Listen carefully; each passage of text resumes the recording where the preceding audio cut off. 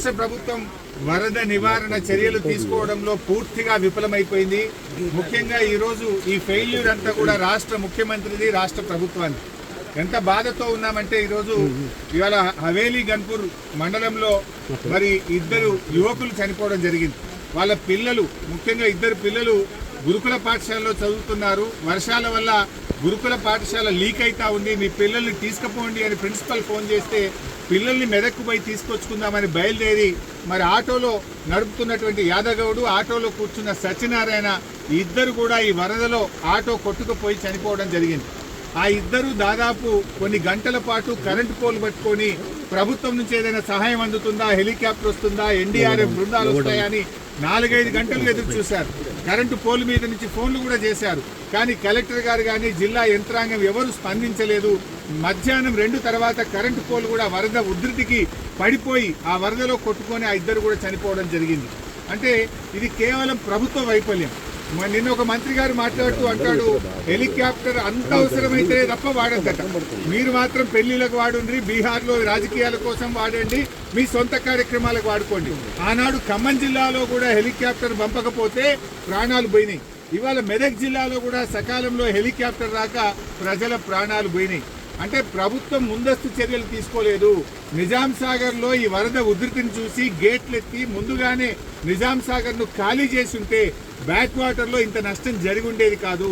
అటు ఇంజనీరింగ్ లోపం ఉంది, ప్రభుత్వ వైఫల్యం ఉంది. నిన్న ముఖ్యమంత్రి గారు ఇంత వరదలు వస్తుంటే వీడియో కాన్ఫరెన్స్ పెట్టి అత్యవసరంగా రివ్యూ చేయాల్సిన ముఖ్యమంత్రి ఆయన మూసీ సుందరీకరణ రివ్యూ చేస్తున్నాడు.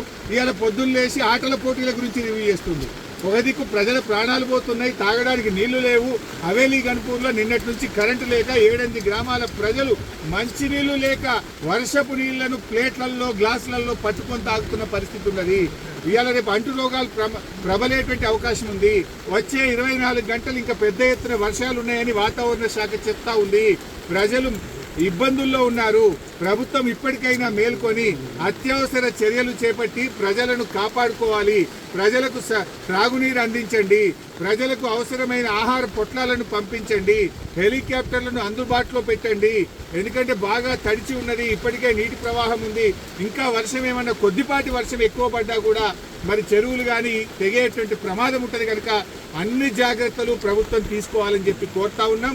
ఏదైతే పంట నష్టం జరిగిందో ఒక్కొక్క రైతుకు ఎకరానికి 25,000 రూపాయల సహాయం అందించాలని కోరుతున్నాం. చనిపోయిన ఆ 2 కుటుంబాలకు కూడా ఒక్కొక్కరికి 25 లక్షల ఆర్థిక సహాయం అందించాలని కోరుతున్నాం. ఇక్కడే పక్కనే దూప్ సింగ్ తండా ప్రజలు తండాను వదిలిపెట్టి గుట్ట మీద ఉన్నారు. రాత్రంతా కూడా గుట్ట మీదనే ఉన్నారు. వాళ్ళకి మంచినీళ్లు లేవు, ప్రభుత్వం కూడా అక్కడికి చేరుకోలేదు. వెంటనే ఆ దూప్ సింగ్ తండా ప్రజలు గుట్టల మీద ఉన్నారు, వాళ్ళను కూడా కాపాడాలని, వాళ్ళకి భోజనాలు, మంచినీళ్లు అందించాలని చెప్పి ప్రభుత్వాన్ని డిమాండ్ చేస్తుంది.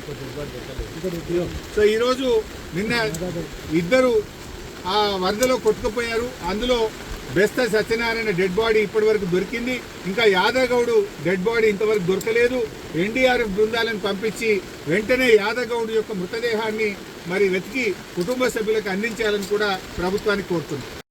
రాష్ట్ర ప్రభుత్వం వరద నివారణ చర్యలు